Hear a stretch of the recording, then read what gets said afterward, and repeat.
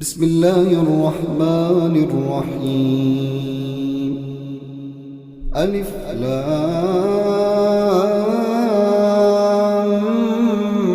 میم۔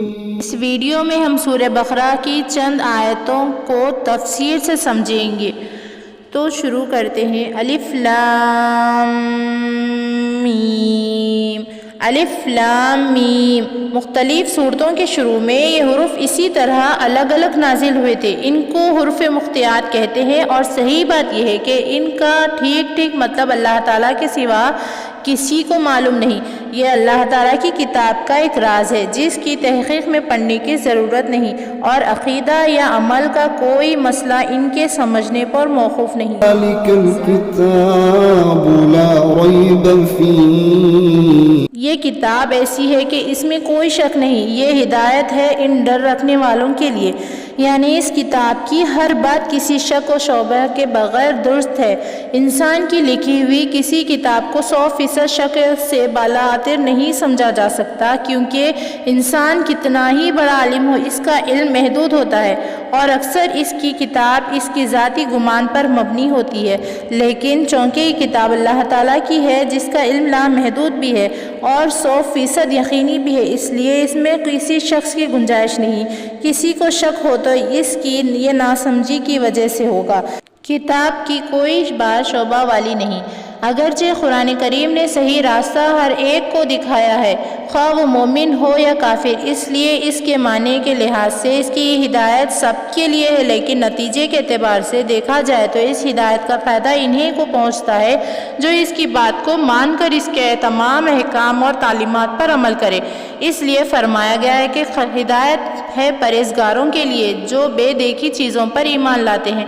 پرہیزگاری اور ڈر رکھنے کا مطلب یہ ہے کہ انسان یہ بات ہمیشہ پیش نظر رکھے کہ اسے ایک دن اللہ کے حضور اپنے تمام اعمال کا جواب دینا ہے، لہذا مجھے کوئی کام ایسا نہ کرنا چاہیے جو اس کی ناراضگی کا باعث ہو۔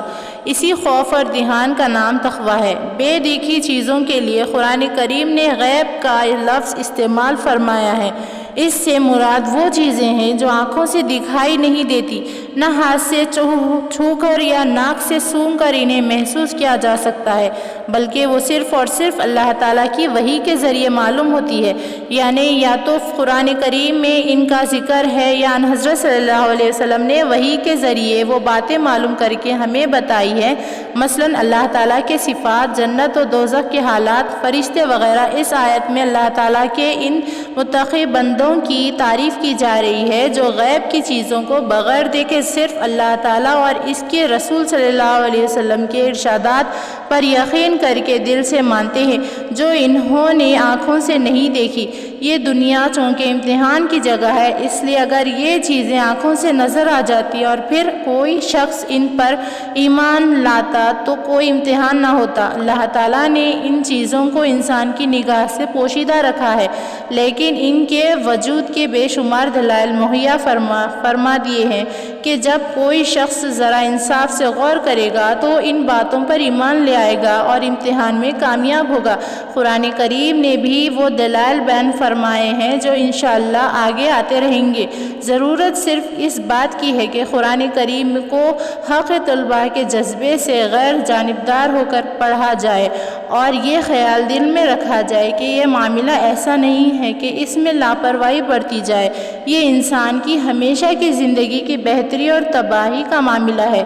لہٰذا یہ ڈر دل میں ہونا چاہیے کہ کہیں میری نفسانی خواہشات قرآن کریم کے دلائل ٹھیک سمجھنے میں رکاوٹ نہ بن جائے، اس لیے مجھے اس کی دی ہوئی ہدایت کو تلاش حق کے جذبے سے پڑھنا چاہیے، اور پہلے سے دل میں جمے ہوئے خیالات سے ذہن کو خالی کر کے پڑھنا چاہیے تاکہ مجھے واقع ہدایت نصیب ہو۔ یہ ہدایت ہے ڈرنے والوں کے لیے۔